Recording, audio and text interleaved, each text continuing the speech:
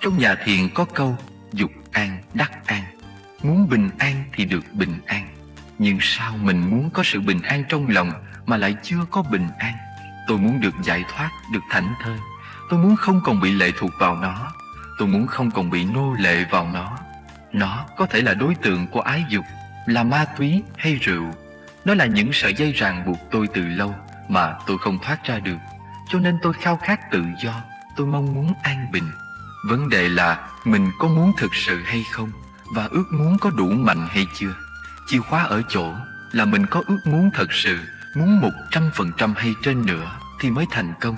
Nếu chỉ mới muốn 90% thì cũng chưa được. Cái muốn là một loại thực phẩm, gọi là tư niệm thực. Đó là một nguồn năng lượng rất lớn. Hễ khi mình đã muốn thì chắc chắn mình sẽ đi về hướng đó. Nếu chưa đi được về hướng đó là tại vì mình muốn còn hơi ít. Mình muốn sự trị liệu, sự thảnh thơi. Mình phải muốn rất nhiều, muốn cho đến độ nếu không làm được thì thà là mình chết còn hơn. Cũng như khi mình muốn đi xuất gia, không đi xuất gia thì mình chịu không nổi. Phải muốn trên 100% thì mới đi xuất gia. Chỉ muốn 99% là hỏng. Phải muốn 110% là ít nhất thì mới được cho xuất gia. Trong tình huống bị hệ lụy, bị vương vấn, mất tự do và mình muốn thoát ra. Nhưng cái muốn đó có lớn đủ hay không? Nếu cái muốn đủ lớn thì mình sẽ thoát ra được. Ngược lại, nếu cái muốn chưa đủ lớn thì mình sẽ còn lặn lội trong đó không biết bao giờ mới ra. Chìa khóa là do mình có muốn hay không. Cái muốn đó từ sự tỉnh thức mà có. Tại sao có sự tỉnh thức? Tại vì mình đã đau khổ lâu ngày, mình đã chán, mình không muốn tiếp tục như vậy một ngày nào nữa. Đó là sự tỉnh thức. Đạo Phật là đạo tỉnh thức. Bắt đầu từ sự tỉnh thức đó, mình muốn thoát ra. Cái muốn rất quan trọng, gọi là Bồ Đề Tâm, the mind of enlightenment. Một khi năng lượng của Bồ Đề Tâm đủ mạnh, nó đủ sức đẩy mình lên một hỏa tiễn vượt không gian, thoát khỏi bầu khí quyển của địa cầu, bay lên tới mặt trăng. Đó là nhờ một nguồn năng lượng rất lớn, gọi là cái muốn, là tâm Bồ Đề. Khi đã có tâm Bồ Đề, mình phải làm cho tâm Bồ Đề kiên cố, làm cho nó còn hoài để làm nguồn năng lượng cho mình. Vì vậy, mình cần có tăng thân. Tăng thân là chỗ cho mình nương tựa. Mình đã có giác ngộ, có cái muốn, nhưng mình cần sự yểm trợ của một đoàn thể để mình có thể thành công. Mình cần phải tìm một khung cảnh thích hợp để nuôi dưỡng cái muốn, làm cho cái muốn đó càng ngày càng lớn. Trong đạo Bụt có sự thực tập gọi là nương tựa tăng. I take refuge in the Sangha. Ở Tây Phương có tổ chức gọi là Anonymous, để giúp những người nghiện rượu. Đó là một tăng thân. Người ta biết một mình họ sẽ không thoát được. Phải có một đoàn thể yểm trợ, thực tập chung thì người ta mới thoát được. Đó gọi là tăng thân. Trên thế giới có những hoàn cảnh rất tiêu cực, mà mình cứ ở trong đó thì mình sẽ bị kéo theo. Mình phải tìm một hoàn cảnh tích cực, một hoàn cảnh thuận lợi, trong đó mình nuôi dưỡng được cái muốn để có thể thoát ra. Trong đạo Phật nói rất rõ, nếu muốn thành công thì phải nương tựa vào tăng thân. Đó là quy y tăng. Quy y tăng không phải là vấn đề tín ngưỡng, mà là vấn đề hành động. Chúng ta phải thật sự ở trong một cộng đồng giúp cho chúng ta đi tới. Phải bám víu vào cộng đồng đó, phải đặt hết thân mạng của mình vào trong cộng đồng đó để nó đưa mình đi. Giống như mình đặt mình trong chiếc thuyền để nó đưa đi. Tăng thân là một chiếc thuyền tại, và mọi người trong tăng thân đều thực tập. Tăng thân nâng đỡ, soi sáng và chuyên chở mình đi. Muốn thoát, mình phải nương vào tăng thân, và mình phải có cái muốn. If you want peace, you have peace right away. If you want healing, you have healing right away. Khi có sự giác ngộ và có cái muốn thì sự trị liệu đã bắt đầu. Muốn sự trị liệu được tiếp tục, mình phải ở trong một hoàn cảnh thuận lợi. Mình là một anh hùng, nhưng một anh hùng cũng cần một tăng thân để tiếp tục làm anh hùng. Nếu không thì chỉ là một anh hùng trong chốc lát.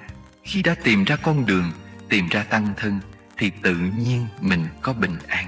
Cái an đó bắt đầu phát triển, lớn lên, và mình có cảm giác thoải mái. Mình đã tìm ra mình đã tìm ra con đường của mình. Khi đã đặt mình vào trong tăng thân và được tăng thân chuyên chở thì mình có an.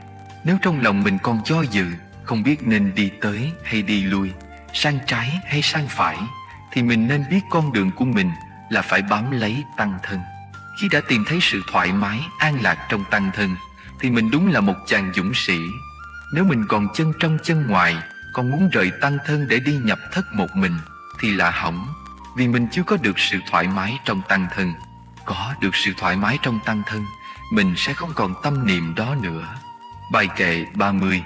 Vô dục vô hữu úy, điềm đạm vô ưu hoạn, dục trừ sự kết giải, thị phi trường xuất uyên. Hết tham dục thì không còn sợ hãi, lúc ấy ta mới được thảnh thơi an lạc. Dục hết thì kết sự cũng hết, do đó hành giả ra khỏi được vực sâu. Vô dục vô hữu úy, không còn đam mê thì không còn sợ hãi. Không sợ hãi, vô úy, apaya, là nền tảng của hạnh phúc. Chừng nào còn sợ hãi thì hạnh phúc chưa có thật. Còn chạy theo đối tượng của đam mê thì mình vẫn còn sự sợ hãi. Cái sợ đi đôi với sự đam mê. Buông bỏ được đam mê là buông bỏ được sợ hãi. Đây là tâm lý học có chiều sâu, deep psychology. Đôi khi mình sợ mà mình không biết là mình sợ cái gì và tại sao mình sợ. Đức Thế Tôn nói, cái sợ đi đôi với cái đam mê. Nếu buông bỏ được đam mê thì không lý do gì mình cần phải sợ. Điềm đạm vô ưu hoạn. Điềm đạm là thảnh thơi, không sôi nổi, không vụt chạc, không nóng nảy. Điềm đạm là sự thanh tịnh, sự an lạc. Khi buông được đam mê, trong lòng mình có liền sự thảnh thơi, không nôn nóng, không vụt chạc, hấp tấp nữa. Mình có cảm tưởng mình đã về, đã tới. Vô ưu hoạn là không có sự lo lắng và tai nạn. Hễ còn đam mê là còn hoạn nạn. Hễ còn đam mê là còn lo lắng. Hễ còn đam mê là còn lo sợ. Buông bỏ đam mê là thoát khỏi sợ hãi, đạt được an lạc, thoát khỏi lo lắng tai ương. Dục trừ sự kết giải. Khi đã buông bỏ được đam mê, dục trừ thì sự và kết được mở ra. Kết là những gút thắt, những nội kết, samniyojana. Giải là tháo ra, gỡ ra. Những phiền não như đam mê, giận hờn, si mê, ganh tị, tuyệt vọng được gỡ ra.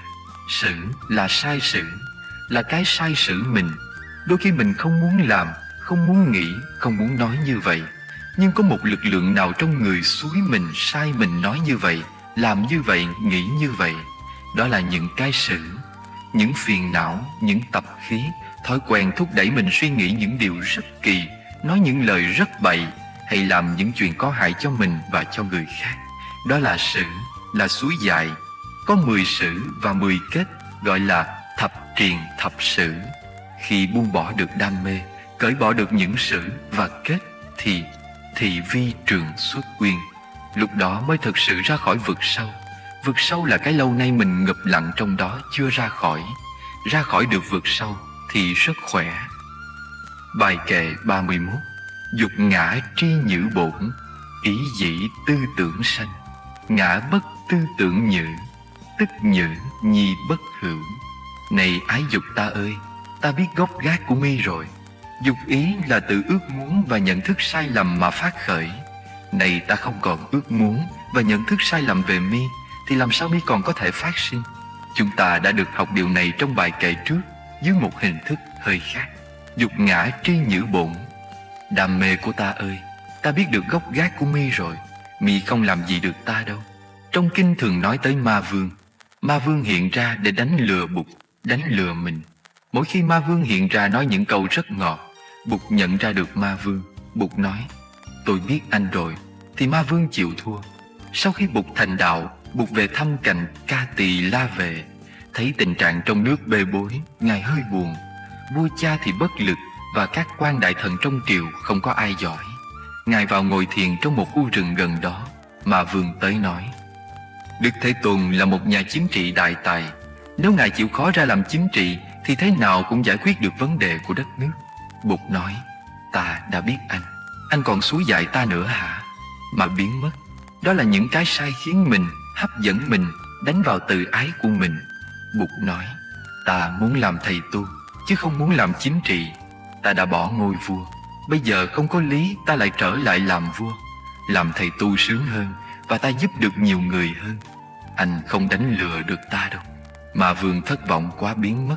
Thỉnh thoảng ma vương cũng hiện ra dưới hình thức này hoặc dưới hình thức khác. Cái dục làm ma ra, tới quyến rũ sư chú, sư cô. Cái đó hay lắm, dễ thương lắm, tốt lắm. Mình nhìn nó rồi nói, ta biết mi rồi, my dear Mara. Mỗi chúng ta đều có Mara. Nó cứ theo dụ mình phải nói chuyện với nó. Mara yêu quý của ta ơi, ta biết mi rồi, mi không làm gì được ta đâu. Đó gọi là nhận diện đơn thuần. Chỉ nhận diện đơn thuần là đã có tự do rồi. Ý dĩ tư tưởng sanh. Tâm ý ái dục từ tư và tưởng mà sanh. Tư, Cetana, là ước muốn, volition. Tưởng, Sanjñā, là nhận thức, perception. Có tà tư, ý muốn sai lạc, và vọng tưởng, nhận thức sai lạc, thì mới sanh dục. Dục ý là do tư duy và tri giác mà sanh ra. Ngã bất tư tưởng nhữ. Này ta không có ước muốn và tư duy sai lầm về ngươi, tức nhĩ nhi bất hữu. Dù ngươi còn đó, nhưng cũng như ngươi không có. Ngươi không làm gì được ta. Bất hữu là không có. Khi con cá biết con mồi làm bằng plastic và có lưỡi câu ở trong, thì con cá không dại gì cắn vào con mồi. Không có ước muốn và nhận thức sai lầm, thì con cá tự do bơi lội. Ăn thua là nhận thức của mình cả. Bài kệ 32 và 33 lặp lại ý mình đã học. Phạt thọ hốt hưu, thọ sanh chư ác, đoạn thọ tận chu, tỳ kheo diệt độ. Đốn cây ái dục mà không đốn tận gốc, thì cây ái dục sẽ mọc trở lại. Đốn cây ái dục mà tận gốc, thì vị xuất sĩ đạt tới niết bàn. Phạt thọ hốt hưu, thọ sanh chư ác. Nếu đốn cây không tận gốc, thì cây sanh trở lại những cái ác. Đoạn thọ tận chu, tỳ kheo diệt độ. Nếu đốn cây tận gốc, thì vị tỳ kheo đạt tới niết bàn. Diệt độ là niết bàn. Bài kệ 33. Phu bất phạt thọ, thiểu đa dư thân. Tâm hệ ư thử, như độc cầu mẫu. Nếu không chịu chặt cây ái dục, thì cành lá ái dục ít nhiều sẽ còn phát sinh. Tâm còn vướng vào ái dục, thì người vẫn còn như một con bê, luôn luôn cần đến vú mẹ. Phu bất phạt thọ, thiểu đa dư thân. Nếu không đốn cây ái dục, thì nó ít hay nhiều vẫn còn phát sinh ra. Tâm hệ ư thử. Tâm mình còn bị ràng buộc vào nơi đó thì như độc cầu mẫu. Cũng giống như con bò con không có tự do, chỉ quanh quẩn đi theo bò mẹ. Mình đi quanh quẩn theo đối tượng ái dục của mình mà không thoát ra được. Đối tượng đó có thể là ma túy, là rượu chè, là ái dục. Mình không phải là một bậc trượng phu, mình không phải là anh hùng, tại vì mình không biết cách sử dụng thanh gươm, hay nếu có cũng chỉ là dùng thanh gươm bằng gỗ. Làm sao có thể đoạn dứt mọi não phiền?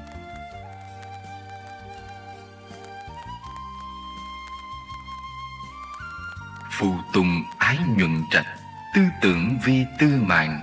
Ái dục thâm vô đệ, lão tử thị dụng tăng. Dòng suối ái dục thấm vào tư duy, mong cầu và nhận thức để lớn mạnh và quấn vào nhau.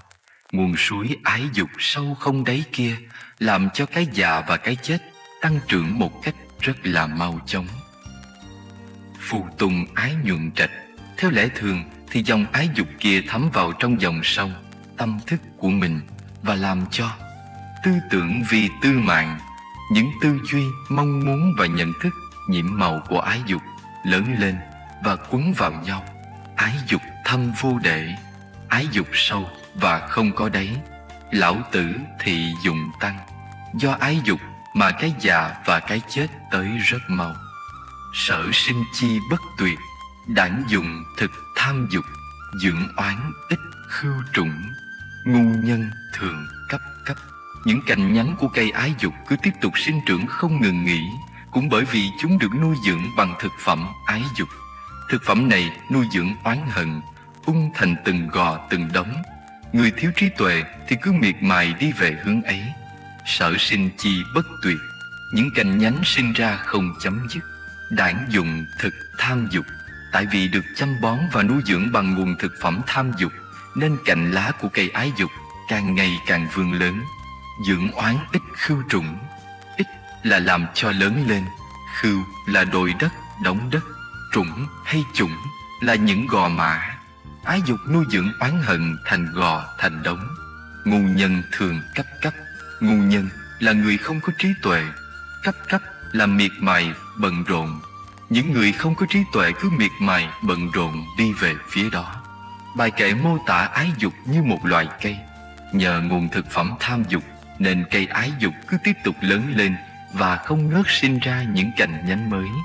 Và vì vậy, những khổ đau, oán hận cũng càng ngày càng chất chồng như những gò đống. Ấy vậy mà những người không có trí tuệ vẫn cứ miệt mài đi về hướng đó. Tuy ngục hữu câu diệt, tuệ nhân bất vị lao. Ngu kiến thê tự tức, nhiễm trước ái thầm lao. Trong ngục thất có gông có cùm, nhưng người có trí tuệ không thấy những dụng cụ này là thứ gông cùm vững chắc nhất. Cái loại gông cùm ái nhiễm cột người ta vào hệ lụy mới là loại gông cùm kiên cố.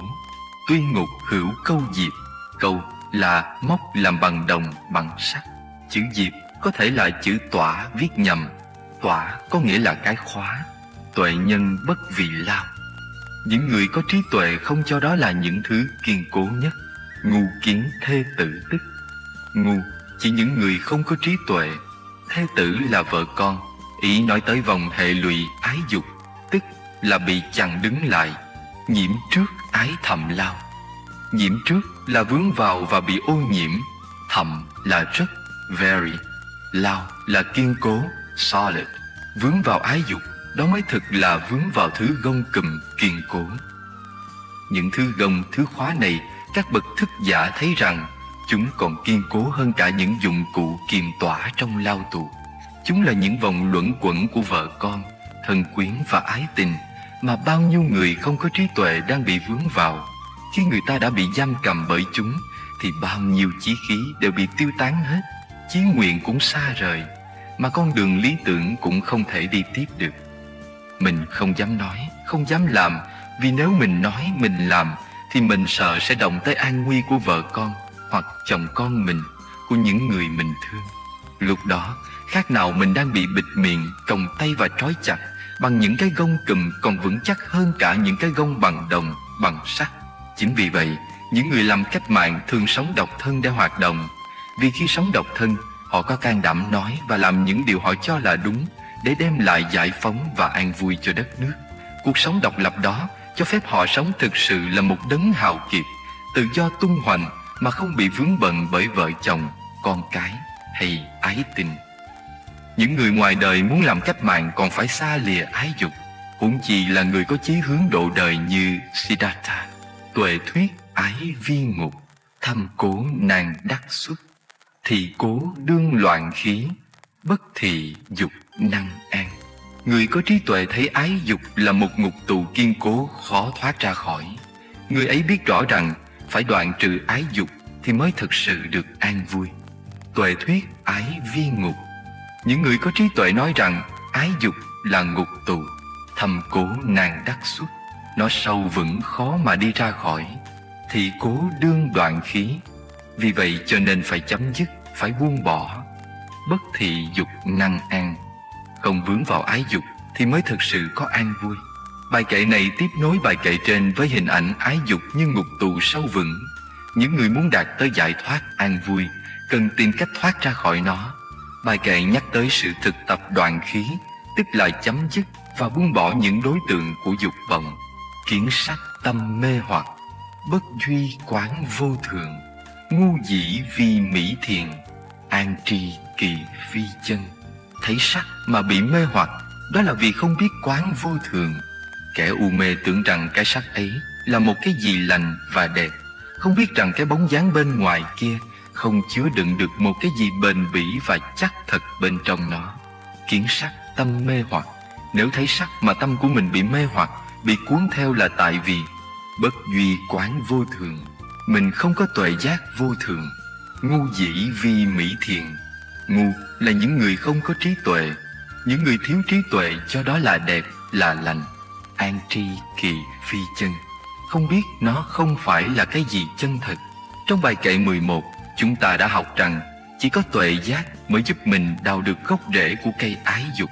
Tuệ giác này là tuệ giác vô thường, vô ngã, khổ và bất tình. Nếu không có tuệ giác thì cái thấy của mình là vọng tưởng, là cái thấy đảo ngược, perverted view. Mình thấy là thường, là ngã, là lạc, là tình, trong khi chúng là vô thường, là vô ngã, là khổ, là bất tịnh. Văn dịch rất hay. Bài kệ có chứa cả 3 chữ: chân, the true; thiện, the good; và mỹ, the beauty.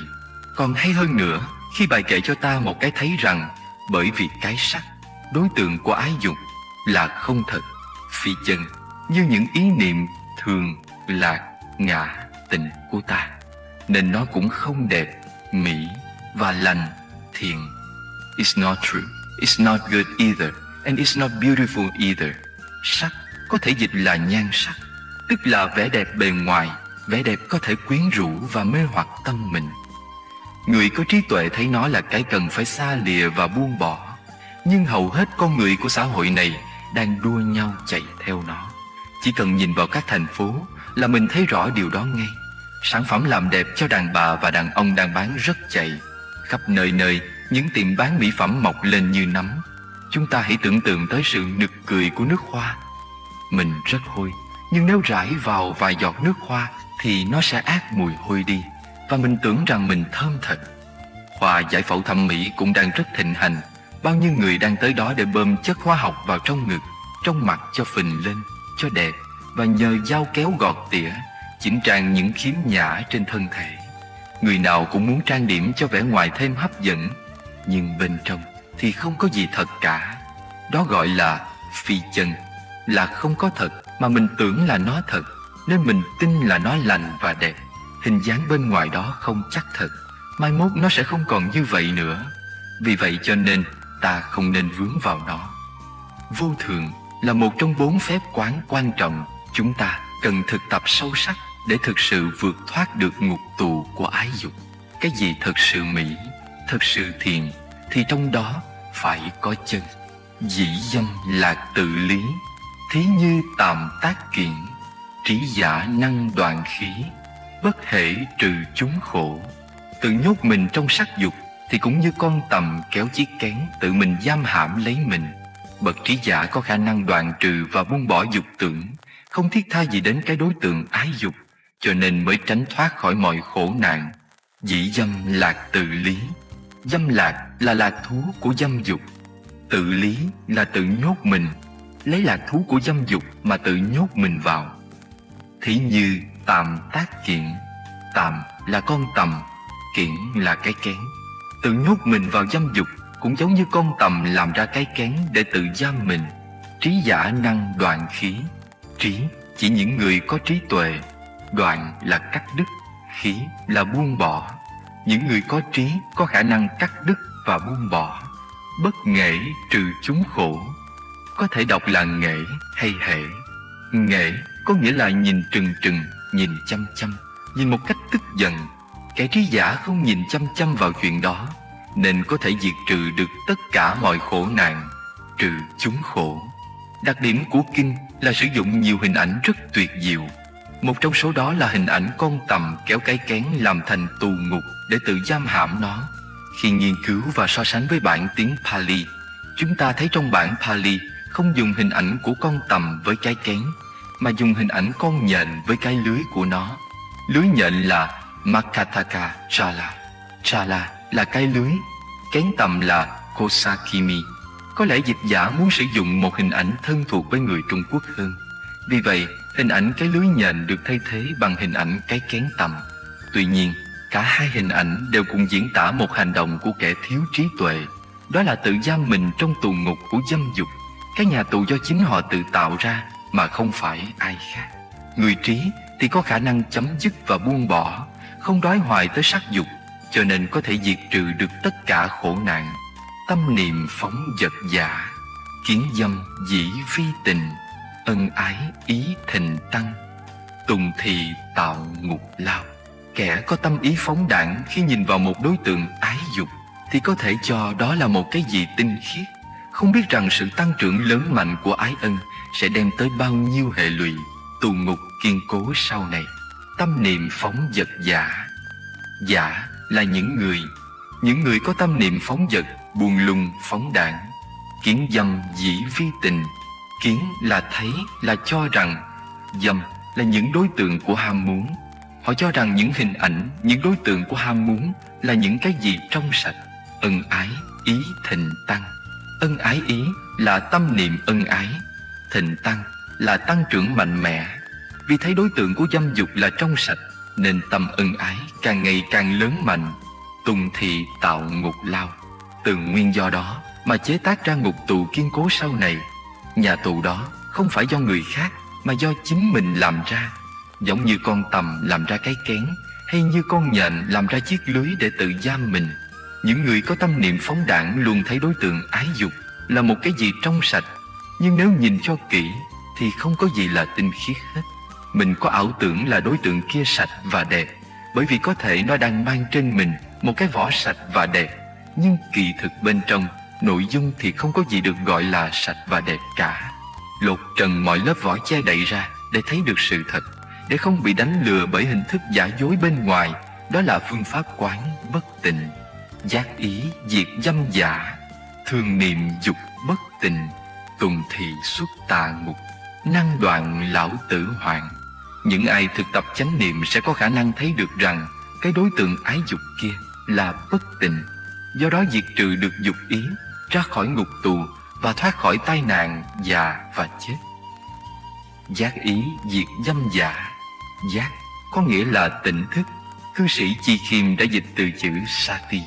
Sati có nghĩa là chánh niệm. Smriti. Giả là những người thực tập chánh niệm có thể diệt trừ được ái dục. Thường niệm dục bất tịnh, thường nhớ rằng đối tượng ái dục kia là bất tịnh. Tùng thị xuất tà ngục, nhờ đó mà ra khỏi địa ngục của hệ lụy của tà ma. Năng đoạn lão tử nạn, có khả năng chấm dứt được tai nạn của già và của chết.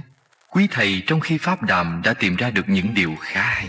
Các thầy thấy rằng những sư anh hay sư em nào đã đào được gốc ái dục, không còn suy nghĩ hay vương vấn về chuyện đó, thì những người ấy có rất nhiều hạnh phúc, có tiến bộ đều đều trong sự tu học, và các anh em khác có thể đặt niềm tin vào họ. Có thầy nói, nhu yếu muốn được người khác phái thương yêu có thể được thay thế khi anh chị em cùng chơi với nhau, sinh hoạt chung với nhau trong chúng. Khi mình xây dựng được tình anh chị em đích thực, thì tình anh chị em đó có khả năng thay thế được nhu yếu kia, và mình không cần phải hướng tâm tới người khác phái nữa. Đời sống của người xuất gia dễ dàng hơn đời sống của người cư sĩ. Người cư sĩ tuy có vợ có chồng, nhưng họ có một đời sống rất khó khăn. Không phải có lứa đôi rồi là họ không còn vấn đề, mà có thể khi lấy nhau rồi họ còn có nhiều vấn đề hơn nữa. Con đường dễ đi là con đường xuất gia rộng lượng. Nói như vậy không có nghĩa là ai cũng phải đi xuất gia. Tuy kinh này là kinh Bụt dạy cho người xuất gia, nhưng ngay buổi đầu chúng ta đã đồng ý với nhau là người tại gia cũng có thể học được rất nhiều từ những lời dạy của kinh. Chúng ta phải nghiên cứu làm sao để có thể áp dụng được kinh này cho những người thực tập với hình thức cư sĩ. Thực tập trong một tăng đoàn xuất gia, có thầy, có sư anh, sư chị, sư em luôn nhắc nhở và giữ gìn cho nhau thì rất dễ. Là một cư sĩ tại gia, không được sống trong tăng thân, mình phải cố gắng và khéo léo lắm mới có thể thành công. Những buổi pháp đàm rất quan trọng. Chúng ta thường pháp đàm chung, nhưng đôi khi cũng nên tổ chức pháp đàm riêng theo từng độ tuổi. Những người trẻ thỉnh thoảng cũng phải ngồi riêng, tại vì khi ngồi với nhau, người trẻ có thể nói ra những điều họ ngần ngại không muốn nói trước những người lớn tuổi hơn mình. Những người lớn tuổi cũng nên làm như vậy, nói với nhau những điều mà mình nghĩ những người trẻ chưa chấp nhận được. Người cư sĩ pháp đàm chung với người xuất sĩ, nhưng nhiều khi cũng phải pháp đàm riêng để tìm ra những phương pháp, đường lối thực tập phù hợp với đời sống tại gia của mình. Vấn đề ái dục là vấn đề muôn đời. Chúng ta thấy Đức Thế Tôn đã đi rất sâu vào trong vấn đề này. Ngài đã đưa ra những gốc rễ rất sâu sắc. Ngài nói rõ là dòng ái dục đi đôi với dòng tập khí và dòng mặc cảm. Mình gây hệ lụy cho mình và cho người khác vì mình có mặc cảm. Mình muốn chứng tỏ mình là ai đó, mình có một giá trị nào đó, và do đó mình đưa người ta vào nỗi khổ niềm đau của sự vướng mắc, rất là tội nghiệp. Sự phân tích của Đức Thế Tôn quả là sâu sắc. Chúng ta phải để hết tâm ý, tiếp nhận cho thấu đáo và hành trì cho hết lòng. Đây là bài pháp thoại thiền sư giảng vào ngày 16 tháng 5 năm 2010 tại thiền đường Nước Tĩnh, chùa Pháp Vân, xóm thượng, làng mai. Sáng nay khi đi thiền hành, tôi thấy hành tinh của chúng ta là một cái gì rất hiếm trong vũ trụ. Trong khoảng không gian bao la mà có được một sự biểu hiện như trái đất là một điều rất mầu nhiệm. Các nhà thiên văn học dùng kính viễn vọng để quan sát vũ trụ mà chưa tìm ra được một chỗ nào giống như hành tinh của chúng ta. Trong kinh có nói đến những cõi nước khác. Những cõi nước khác ấy chắc là có đó, nhưng chúng ở rất xa, và cho tới bây giờ các nhà thiên văn học vẫn chưa tìm ra được một hành tinh nào giống như trái đất của mình cả. Vì vậy, sự sống trên trái đất là rất quý giá. Người ta nói trên mặt trăng có nước đá, nhưng trên mặt trăng cũng không có sự sống. Nếu một ngày nào đó có người báo cáo có cỏ mọc trên mặt trăng, thì đó là một tin động trời. Cỏ mà mọc trên mặt trăng là một chuyện rất lạ. Nếu có cỏ mọc trên mặt trăng, thì những hãng bất động sản sẽ tìm cách lên đó để xây cất. Điều này chưa xảy ra, nhưng khoa học đang tìm cách làm cho trên mặt trăng có dưỡng khí. Sáng nay tôi nói với sư chú Pháp Thệ, trái đất của mình là một điều mầu nhiệm. Đi thiền hành trên trái đất cũng giống như là đang tiêu thụ trái đất. Mỗi bước chân của mình là để thưởng thức, để tiếp xúc với đất. Nếu mình có chánh niệm thì mỗi bước chân đem lại hạnh phúc, đem lại sự trị liệu và nuôi dưỡng. Thứ năm vừa rồi tại xóm mới, tôi đi thiền hành với bài kệ: mỗi bước chân là phép lạ, mỗi bước chân là trị liệu, mỗi bước chân là nuôi dưỡng, mỗi bước chân là thảnh thơi. Là hành giả, mình phải có khả năng đi một cách có hạnh phúc. Nếu có năng lượng của chánh niệm trong bàn chân, nếu ý thức được sự tiếp xúc của bàn chân với trái đất, mình sẽ có sự thích thú trong khi đi. Và khi ấy, mỗi bước chân thực sự là một phép lạ. Tổ Lâm Tế nói, mỗi bước chân là thần thông. Địa hành thần thông. Mình có thể làm phép thần thông bằng hai chân của mình. Ai nói là mình không thể làm phép thần thông? Tổ Lâm Tế nói, tất cả chúng ta đều có thể thi thố thần thông. Mà phép lạ đầu tiên là đi trên mặt đất. Bước đi tâm không bận tới quá khứ, tới tương lai, và không bị những dự án, những lo lắng kéo đi. Mỗi bước chân có thảnh thơi, có sự buông thư, thì mỗi bước đưa tới sự trị liệu, sự chuyển hóa, là nuôi dưỡng và chuyển hóa cho mình và cho cả trái đất. Bài kệ 20. Dĩ dục võng tự tề, dĩ ái cái tự phú, tự tứ phượt ư ngục, như ngư nhập cú khẩu. Tự cuốn lấy mình trong chiếc lưới ái dục, tự che mình bằng chiếc dù ái dục, là tự trói mình trong vòng hệ lụy, như con cá tự chui vào trong một chiếc nơm. Dĩ dục võng tự tề. Võng là cái lưới, tề là che lấp. Lấy cái lưới dục vọng mà tự che lấp mình. Dĩ ái cái tự phú. Cái là cái ô, phú là phủ lên, là che lấp. Lấy cái ô tham ái mà tự che đậy mình. Tự tứ phượt ư ngục. Tứ là phóng túng, phượt là trói lại. Tự mình phóng túng, tự mình trói mình lại trong ngục thất. Như ngư nhập cú khẩu, như con cá đi vào miệng nơm. Cú có thể đọc là cẩu, là cái nơm. Nơm là một cái bẫy để bắt cá, đang bằng tre có hai cửa. Cá đi vào rất dễ, nhưng không đi ra được. Bài kệ 21. Vi lão tử sợ tướng, nhược độc cầu mẫu nhũ, ly dục diệt ái tích, xuất vọng vô sở tệ. Bị cái già và cái chết bắt theo và lẫn quẩn bên cạnh đối tượng ấy như một con bê đi tìm vú mẹ. Lìa bỏ được dục, không đi theo vết xe của ái, thì có thể vượt thoát ra ngoài chiếc lưới ái ân, không còn bị bất cứ một cái gì làm hại mình nữa. Vì lão tử sợ tứ. Vi là bị, tứ có nghĩa là hầu hạ, là đi theo không rời. Bị cái già và cái chết thăm hỏi, đi theo sát nút. Nhược độc cầu mẫu nhũ. Nhược là giống như, độc là con bê, nghĩa là con bò con. Cầu là đi tìm, mẫu nhũ là sữa mẹ. Khi bị lọt vào lưới ái ân rồi, thì mình đi quanh quẩn xung quanh đối tượng, giống như một con bê đi tìm vú mẹ, không thể đi xa được. Ly dục diệt ái tích. Khi thoát ly được ái dục và xóa được vết tích của nó, diệt ái tích. Xuất vọng vô sở tệ. Xuất vọng là ra khỏi lưới. Tệ là tệ hại, là hệ lụy. Vô sở tệ là không có gì làm mình hệ lụy, không có gì che lấp được mình nữa. Các bài kệ 20 và 21 có thể được xem như là trung tâm điểm của kinh.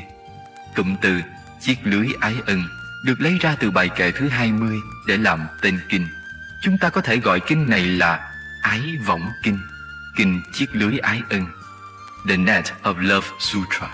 Khi mình đã lấy cái lưới tham dục tự quấn mình, đã lấy chiếc ô ái ân tự che mình rồi, thì mình buông lung và tự đưa mình vào tù ngục như con cá đi vào miệng chiếc nơm. Khi bị lọt vào lưới ái ân rồi, mình bị cái già và cái chết dõi theo, như con bê đi tìm cầu sữa mẹ, không cách gì thoát ra được. Đây là những hình ảnh rất hay, đầy chất thi ca. Thi ca được làm bằng hai yếu tố, hình ảnh và âm điệu. Kinh kệ cũng vậy, cũng là thi ca, bởi vì trong đó có rất nhiều hình ảnh và âm điệu tuyệt vời. Theo dõi kinh, chúng ta thấy khi nói về ái dục, Bụt đã đưa ra rất nhiều hình ảnh sinh động và thực tế. Nào là cái cây, con vượn, dây leo, dòng nước lũ, con bê tìm vú mẹ, con cá chui vào nơm, vân vân. Và chúng ta đã chọn hình ảnh chiếc lưới đại diện cho các hình ảnh ấy để làm tên kinh. Chỉ khi nào lìa xa được ái dục, xóa hết những vết tích của nó, thì khi đó mình mới thực sự ra khỏi được cái lưới, không còn bị bất cứ một cái gì gây hệ lụy và làm hại được nữa. Mình là chàng dũng sĩ, là người có chí nguyện thực tập. Mình phải dũng mãnh giang tay xé toạc lưới ái ân. Mỗi vị xuất sĩ và mỗi vị cư sĩ nên viết một chứng từ thuật lại kinh nghiệm của mình về ái ân. Viết cho thật thì tự nhiên sẽ hay. Chúng ta hãy đọc lại bản dịch. Tự cuốn lấy mình trong chiếc lưới ái dục, tự che mình bằng chiếc dù ái dục, là tự trói mình trong vòng hệ lụy, như con cá tự chui vào trong một chiếc nơm, bị cái già và cái chết bắt theo và lẫn quẩn bên cạnh đối tượng ấy như một con bê đi tìm vú mẹ. Lìa bỏ được dục, không đi theo vết xe của ái, thì có thể vượt thoát ra ngoài chiếc lưới ái ân, không còn bị bất cứ một cái gì làm hại mình nữa. Bài kệ 22. Tận đạo trừ ngục phược, nhất thiết thử bỉ giải. Dĩ đắc độ biên hành, thị vi đại trí sĩ. Đi trọn được con đường, cởi bỏ được mọi ràng buộc hệ lụy, giải phóng được mọi phân biệt kỳ thị, vượt qua được các ý niệm lưỡng nguyên. Đó mới thật là bậc xuất sĩ đại trí. Tận đạo trừ ngục phược. Đạo là con đường, tận đạo là đi cho hết con đường, không bỏ dở nửa chừng. Trừ ngục phược là cắt đứt, diệt trừ những sợi dây ràng buộc vào chốn ngục tù. Nhất thiết thử bỉ giải. Thử là cái này, bỉ là cái kia, chỉ cho sự phân biệt kỳ thị, discrimination. Cái này không phải là cái kia không phải là cái này. Giải là thấu suốt, và cũng có nghĩa là cởi trói. Hiểu thấu và cởi trói tất cả mọi ý niệm phân biệt, kỳ thị. Dĩ đắc độ biên hành. Độ là vượt thoát, biên là một bên, biên hành là vướng mắc vào một bên, vượt thoát sự vướng mắc vào một bên. Thị vi đại trí sĩ. Đó mới thật là bậc đại sĩ có trí tuệ lớn. Chân lý là cái này nằm trong cái kia, không thể lấy cái này ra khỏi cái kia. Trái và phải dường như đối lập nhau, nhưng nếu không có trái thì không có phải, và không có phải thì không có trái. Cha và con cũng vậy. Nếu không có cha thì không có con, và không có con thì không có cha. Người đàn ông đó nếu không có đứa con thì ông ta không thể được gọi là cha, và đứa con cũng vậy. Cũng nhờ có cha mà nó được gọi là con. Cha và con không thể tách rời nhau được. Nếu thấy được như vậy, tức là ta đã có thể nhất thiết bỉ thử giải, hiểu được và cởi trói cho tất cả mọi sự phân biệt kỳ thị. Nếu bị kẹt vào những quan niệm như cái này không phải là cái kia, cha và con là hai cái khác nhau, vật thể và tâm thức là hai cái khác nhau, sinh tử là hai cái khác nhau, có không là hai cái khác nhau, thì đó là bị vướng vào cái thấy lưỡng nguyên, dualistic view, vướng vào biên hành. Trong truyền thống Cơ đốc giáo, chúng ta quan niệm rằng có một thượng đế tạo ra thế giới, và có thế giới này là do thượng đế tạo ra. Thượng đế và thế giới là hai cái khác nhau. Đó là một cách nhìn lưỡng nguyên. Chúng ta hãy thử đặt lại một câu hỏi là nếu không có tạo vật thì làm sao có thứ gọi là tạo hóa? Trả lời được câu hỏi đó rồi thì ta còn có thể thấy đấng sáng tạo và vật được sáng tạo là hai thực tại đứng ngoài nhau không? Con đường của đạo Bụt là con đường trung đạo, the middle way, không vướng vào bờ nào và vượt thoát mọi ý niệm phân biệt, cũng như một khúc gỗ trôi trên một dòng sông. Khúc gỗ đó muốn đi tiếp để trôi ra biển, nó phải không bị vướng vào một trong hai bờ. Nó phải đi con đường trung đạo, bằng không nó sẽ không bao giờ ra biển được. Khoa học bây giờ cũng bắt đầu thấy được những gì Đức Thế Tôn đã khám phá từ rất lâu. Họ đã nhận ra rằng tâm thức quán sát và thế giới được quán sát dính chặt vào nhau, không thể tách riêng ra được. Khi lấy tâm quán sát một đối tượng thì đối tượng đó bị thay đổi bởi sự quán sát kia. Khi một lượng tử quantum không bị quán sát, nó rất tự do, nó có mặt khắp nơi. Nhưng khi mình quán sát nó bắt đầu có vị trí trong không gian và thời gian. Vì vậy, các nhà khoa học đã bắt đầu đi tới kết luận là đối tượng quán sát và tâm thức quán sát không phải là hai cái riêng biệt tách rời nhau. Các nhà khoa học bây giờ đang vùng vẫy trong cái lưới nhị nguyên.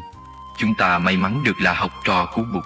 Vì vậy, chúng ta phải tinh chuyên đi con đường của Bụt để trở thành một con người tự do, một bậc đại sĩ có trí tuệ lớn. Muốn được như vậy, mình phải làm 3 điều. 1. Phải cởi được sợi dây ái dục để đi trọn vẹn con đường. 2. Không kỳ thị cái này và cái kia. 3. Không bị vướng vào cái nhìn lưỡng nguyên. Bài kệ thứ 22 rất là sâu. Nó là hạt giống của giáo lý trung đạo sau này. Chúng ta có Đại Trí Độ Luận, Trung Quán Luận. Những bộ luận lớn đó được đặt nền móng trên những câu kinh này.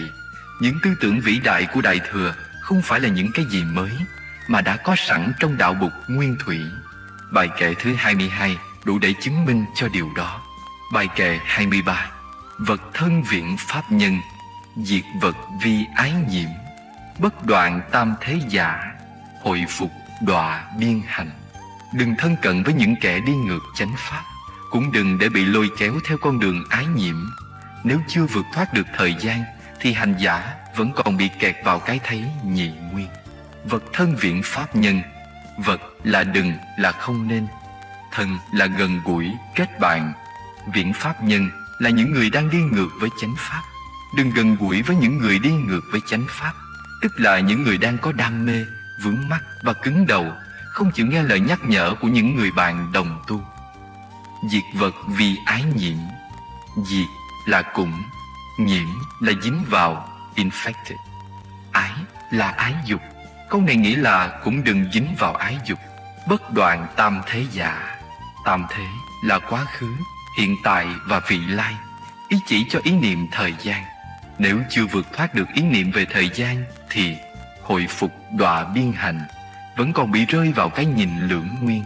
Đọa là rơi xuống. Vật thân viện pháp nhân, diệt vật vi ái nhiễm. Ta không nên thân cận với những người đi ngược với chánh pháp, bởi vì nếu gần họ, ta sẽ bị ảnh hưởng, sẽ bị kéo theo. Người đó có thể nói những câu khiến cho mình thoái thất bồ đề tâm, để họ có thêm đồng minh đi với họ trên con đường họ muốn. Ta chỉ nên thân cận với những người thực tập giới luật và uy nghi vững chãi, có niềm vui trong sự tu học. Trong đại chúng, có thể có 1 hay 2 người viện pháp nhân. Mình phải tìm cách giúp họ. Nếu mình quá yếu không giúp được, mình phải xa lìa người đó và nhờ đại chúng giúp cho họ. Bất đoạn tam thế giả, hội phục đọa biên hành. Chúng ta sống trong thế kỷ thứ 21, thế kỷ mà trong khi các nhà khoa học còn đang tìm hiểu về những hiện tượng bên ngoài như khoa học lượng tử hay khoa thiên văn học, thì đồng thời họ cũng muốn gõ cửa, muốn chạm tới cái gọi là chân lý tối hậu, the ultimate, tức là bản môn. Khoa học muốn biết nguồn gốc của thực tại, của sự sống. Khoa thiên văn học và khoa vật lý học cũng muốn đi tìm cái nguyên thủy của thực tại. Các nhà khoa học đang gõ cửa bản thể học, the door of ontology, the door of metaphysics. Nhà khoa học đang nói, vừng ơi mở ra, sesame overture. Các nhà thiên văn học đã nói tới hiện tượng Big Bang, tức là cái nguyên thủy của vũ trụ. Theo cái thấy của họ, thuở ban đầu chưa có vũ trụ, chỉ có một điểm rất nhỏ. Trong khi quan sát vũ trụ, nhà thiên văn học thấy các tinh hà mỗi ngày mỗi rời xa nhau với tốc độ rất lớn, và vũ trụ đang phình ra, expansion. Họ đã đồng ý với nhau là thời gian và không gian bắt đầu có từ giây phút gọi là Big Bang, còn trước đó không có không gian và thời gian. Các nhà thiên văn học nói rằng trước khi có vũ trụ thì chưa có thời gian và không gian. Các nhà khoa học lượng tử Khi đi vào trong cái vô cùng nhỏ thì thấy rằng quan niệm về thời gian của chúng ta không còn chính xác nữa. Trong thế giới hàng ngày, thời gian là một mũi tên đi về một hướng. Nhưng khi đi vào thế giới lượng tử thì họ thấy các lượng tử có thể đi ngược lại. Các nhà khoa học bắt đầu thấy rằng một lượng tử không chỉ có mặt ở một chỗ mà nó có thể có mặt ở khắp nơi. Và họ bắt đầu thấy được hình như thời gian và không gian là những sáng tạo của tâm thức. Cả khoa học vĩ mô, tức khoa thiên văn học, và khoa học vi mô, tức khoa học lượng tử học, đều công nhận rằng tâm của chúng ta tạo ra thời gian và không gian. Thời gian và không gian là do vật thể và tốc độ mà có. Nếu không có vật thể và tốc độ thì không có khái niệm về thời gian và không gian. Vì thời gian và không gian là tương tức, interbeing. Nếu các nhà khoa học không buông bỏ được ý niệm về thời gian và không gian, họ vẫn bị kẹt vào cái thấy lưỡng nguyên. Họ đòi hỏi phải có cái bắt đầu nên mới đi tìm cái gọi là Big Bang. Và vì có cái đầu nên sẽ có cái đuôi. Một ngày nào đó sẽ có cái gọi là Big Crunch. Các nhà khoa học có thể bị kẹt vào khái niệm thời gian là một cái gì đó có thật, như một thực tại ở ngoài. Cho nên họ đòi hỏi phải có một bắt đầu và một chung cục. Ngược lại, với cái nhìn của đạo Bụt, chúng ta thấy rằng không có cái gì là cái đầu và cũng không có cái gì là cái đuôi. Vô thủy, vô chung là ý niệm về bắt đầu và chung cục, chỉ là những ý niệm được sáng tạo bởi tâm thức con người. Theo đạo Bụt, cánh cửa bí mật mà các nhà khoa học đang cố công tìm vào đã được mở từ lâu rồi. The door is already open. Thực ra, nó chưa bao giờ từng bị đóng. Vấn đề là nhà khoa học có thể đi vào được hay không thôi. Nhà khoa học có trí năng của mình, nhưng trí năng đó không chắc đã đủ để đưa nhà khoa học đi vào thế giới của bản môn. Họ có thể có những đau buồn, những lo lắng, những sợ hãi, những khổ đau che lấp tâm tư của mình. Tâm của nhà khoa học có thể đang trĩu nặng hành trang của những cái thấy, những cái biết. Những cái thấy biết còn mang màu sắc lưỡng nguyên. Nếu chưa vượt thoát được ý niệm thời gian, họ vẫn còn bị rơi vào vòng luẩn quẩn của nhị nguyên. Đó chính là những chướng ngại ngăn không cho họ đi vào cánh cửa mầu nhiệm của thực tại. Có hai chướng ngại lớn, đó là phiền não chướng và sở tri chướng. Phiền não chướng tức là những vui, buồn, giận, ghét, thất vọng, đam mê, vân vân.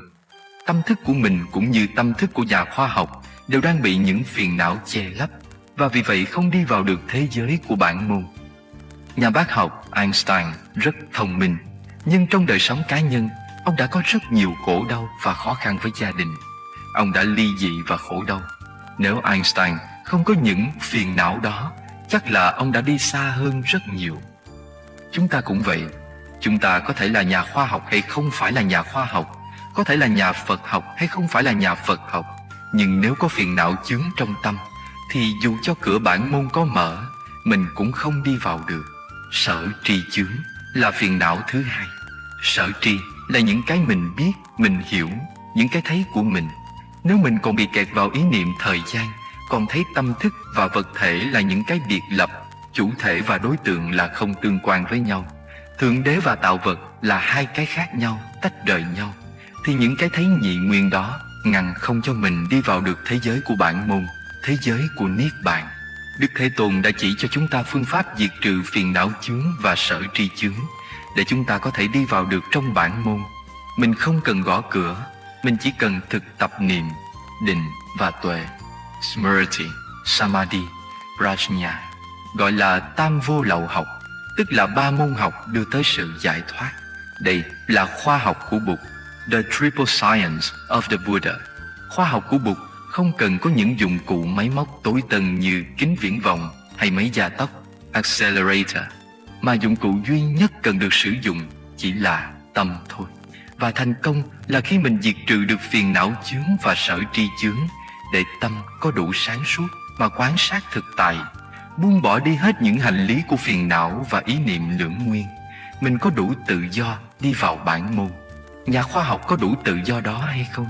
Những kiến thức khoa học có giúp cho nhà khoa học đạt tới tự do hay không? Khoa học có thể giúp cho kỹ thuật phát triển, nhưng trong khi đó, nhiều người trong chúng ta vẫn bị cuốn theo những tham giận, kiêu căng, và vì vậy khổ đau của chúng ta càng ngày càng lớn.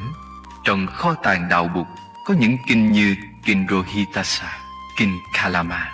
Đó là những kinh mà Bụt dạy cho chúng ta cách đi vào thế giới bản môn, mà con đường là sử dụng tâm như một dụng cụ để thể nghiệm thực tại. Mình phải dùi mài, phải làm sáng cái tâm thì mới có thể thành công được. Khóa học 21 ngày sang năm có thể sẽ có chủ đề khoa học của Bụt, The Sciences of the Buddha, và mình sẽ nói về sự liên hệ giữa đạo Bụt và khoa học. Mình có thể mời vài nhà khoa học lượng tử và khoa học thiên văn tới để nói chuyện, nhưng chúng ta sẽ trình bày con đường của Bụt như một ngành khoa học. Khoa học này không chỉ dùng trí năng thôi thì chưa đủ. Trong đạo Bụt, ngoài trí năng, ý thức, mind consciousness, còn có tàng thức, store consciousness. Và chỉ khi nào chuyển hóa được tàng thức thì mới có đại viên cảnh trí. Thứ trí tuệ được miêu tả là sáng trong và chân thực như một tấm gương lớn. Thứ trí tuệ giúp ta đi vào thế giới của không sinh, không diệt. Xin tham khảo giáo lý chuyển hóa 8 thức thành 4 trí. Xin đọc một lá thư từ một sư cô trẻ viết cho tôi, đề cập tới vấn đề ân ái. Con xin thành kính tri ân sư ông đã sinh ra những thầy, những sư chú quá sức dễ thương, để cho con thương với một tình thương trong sáng, tình huynh đệ. Đối với con, tình thương đó linh thiêng và cao quý lắm, cho nên con không bao giờ dám làm hoen ố từ ngày con xuất gia cho đến bây giờ. Con thấy mình được an ninh bởi sự bảo hộ của tăng thân. Nếu ở ngoài đời, chắc con sẽ còn lận đận và khổ sở lắm với cái tình thế gian đó. Thương yêu nhau mà biết thực tập giới luật và uy nghi, biết tôn kính lẫn nhau, thì tình thương ấy rất đẹp và đưa mình đi rất xa. Trịnh Công Sơn có nói, may thay trong đời ngoài tình yêu còn có tình bạn. Tình bạn thường có khuôn mặt thật hơn là tình yêu. Sự bội bạc trong tình bạn cũng có, nhưng không nhiều. Tôi thấy tình bạn quý hơn tình yêu, vì tình bạn có khả năng làm hồi sinh được một cơn hôn mê và làm phục sinh một cuộc đời tưởng rằng không còn tái tạo được nữa. Đây là những lời của Trịnh Công Sơn dùng để ca ngợi tình bạn mà sư cô đã trích ra. Sư cô viết tiếp, thật vậy, tình bạn đã đưa con đi xa, và bây giờ tình huynh đệ còn đưa con đi xa hơn nữa. Thương nhiều người với tấm lòng rộng mở như vậy, con tin là sẽ không bao giờ len lỏi một bóng hình nào trong trái tim mình. Có người nói, nhìn vào người mình vướng mắc, quán bất tình thì sẽ trừ được tham dục. Riêng bản thân con thì con tập quán những cái thiện, cái mỹ của người đó mà thôi. Bởi vì những vị đó rất đẹp và dễ thương, làm sao con có thể quán cái không đẹp và không dễ thương ở nơi vị đó được? Con nhìn vị đó đẹp quá, con thương quá, và con không muốn cái đẹp đó mất đi. Lý tưởng của quý vị đang bừng cháy trong quý vị, và lý tưởng của con cũng đang bừng cháy trong con. Thì tại sao con lại dám làm cho ngọn lửa ấy tắt liệm đi bằng sự mê mờ thiếu sáng suốt của mình? Cũng giống như một bông hoa, chính vì nó đẹp, chính vì nó tươi mát, luôn làm đẹp cho cuộc đời, cho nên mình phải tôn trọng và trân quý nó. Nó phải ở đúng vị trí của nó thì nó mới đẹp, và mọi người được chiêm ngưỡng. Còn nếu như thấy đẹp mà chiếm làm của riêng cho mình thì tội nghiệp quá, cái đẹp đó sẽ không tồn tại được nữa. Con nghĩ cái khổ của sự nghèo đói, thiếu thốn chắc có lẽ cũng không bằng cái khổ của một người vướng vào chiếc lưới kia. Nó có thể giết chết cuộc đời mình bằng những sợi dây nhợ đang dính vào nhau và đang luôn cả tuổi trẻ với bao nhiêu ước mơ và hy vọng. Càng vùng vẫy thì càng cuốn quanh không tìm được lối thoát. Cái khổ này cũng giống như một người bị bệnh nan y. Cho dù có thầy giỏi, thuốc hay cũng không thể nào chữa lành. Con không biết trước được là sau này sẽ như thế nào, nhưng từ khi xuất gia cho đến nay, con thấy với con như vậy là đủ lắm rồi. Và con rất hài lòng với tình thương con đang có. Tình thương đó cũng xứng đáng để cho con đi xuất gia, để cho con vứt bỏ mọi thứ, để đến với con đường này và để học được chữ thương. Thương như thế con thấy khỏe và tự do lắm. Với tình thương này con không cảm thấy có sự sợ hãi, bởi vì con thấy được an toàn cho con và cho đối tượng thương yêu của con. Tình thương này rất đẹp, đã đem đến cho con sự quân bình, và con cảm thấy mình đã đủ, không còn gì cần phải tìm cầu rong ruổi nữa. Nếu học được nghệ thuật thương thì tình thương đó sẽ làm thăng hoa đời sống và trưởng dưỡng tâm Bồ Đề, để cùng nhau thực hiện chí nguyện độ sinh và phụng sự Tam Bảo. Bức thư này được viết bởi một sư cô, nhưng bức thư này cũng có thể được viết bởi một thầy hay một sư chú. Sư chú cũng có thể viết. Con xin thành kính tri ân sư ông đã sinh ra những sư cô quá sức dễ thương, để cho con thương với một tình thương trong sáng, tình huynh đệ. Đối với con, tình thương đó linh thiêng và cao quý lắm, cho nên con không bao giờ dám làm hoen ố từ ngày con xuất gia cho đến bây giờ. Con thấy mình được an ninh bởi sự bảo hộ của tăng thân. Nếu ở ngoài đời, chắc con sẽ còn lận đận và khổ sở lắm với cái tình thế gian đó. Thương yêu nhau mà trong đó có chất liệu của sự thực tập giới luật và uy nghi, biết tôn kính lẫn nhau, thì tình thương ấy rất đẹp và đưa mình đi rất xa. Đây là bài pháp thoại thiền sư giảng vào ngày 20 tháng 5 năm 2010 tại thiền đường Hội Ngàn Sao, chùa Cam Lộ, xóm Hạ, trong khóa tu mùa xuân. Bài kệ 24. Nhược giác nhất thiết pháp, năng bất trước chư pháp, nhất thiết ái ý giải, thị vi thông thánh ý. Thấy và hiểu được tự tánh các pháp, không bị vướng vào một pháp nào, biết cách gỡ ra mọi sợi dây ái dục trong tâm ý. Như thế là đã nắm được ý chỉ của Bụt. Nhược giác nhất thiết pháp. Nếu giác ngộ được bản tính của tất cả các pháp, năng bất trước chư pháp, và có khả năng không bị dính vào các pháp. Bất trước là không bị kẹt vào. Sở dĩ mình bị kẹt vào là tại vì mình chưa hiểu nó, mình chưa thấy được chân tướng của nó. Nếu hiểu được chân tướng của nó thì mình sẽ không bị kẹt vào nó. Nó có trở thành một cái bẫy hay một nhà tù hay không là do mình có thấy được nó hay không. Chúng ta thấy rất rõ, sự giải phóng, sự cứu chuộc không phải do ân huệ của một vị thần linh ban tới, mà do trí tuệ của mình. Giác là trí tuệ, là sự tỉnh thức, enlightenment. Thấy được chân tướng của đối tượng đó, mình sẽ không trở thành nô lệ của nó, mình không trở thành nạn nhân của nó, và nó không trở thành tù ngục của mình. Nếu thấy được bản chất của tất cả các pháp thì sẽ có khả năng không bị dính vào những pháp ấy. Nhất thiết ái ý giải. Ái ý là dục ý, là tâm ái dục, tâm ham muốn của mình. Giải là cởi ra. Chữ giải cũng có nghĩa là hiểu, nhưng ở đây có nghĩa là thoát ra. Tất cả dục ý đều được cởi bỏ. Ái ý là một sợi dây. Trong truyện Kiều có câu: lại mang lấy một chữ tình, khăng khăng mình buộc lấy mình vào trong. Giải là cởi trói, cởi bỏ sợi dây ái ý. Thị vi thông thánh ý. Như thế là đã hiểu được lời dạy của Đức Thế Tôn. Thánh là bậc thánh nhân, là Đức Thế Tôn. Thông là hiểu được. Bài kệ 25. Chúng thí kinh thí thắng, chúng vị đạo vị thắng, chúng lạc pháp lạc thắng, ái tần thắng chúng khổ. Trong các thứ hiến tặng chánh pháp là quý hơn cả.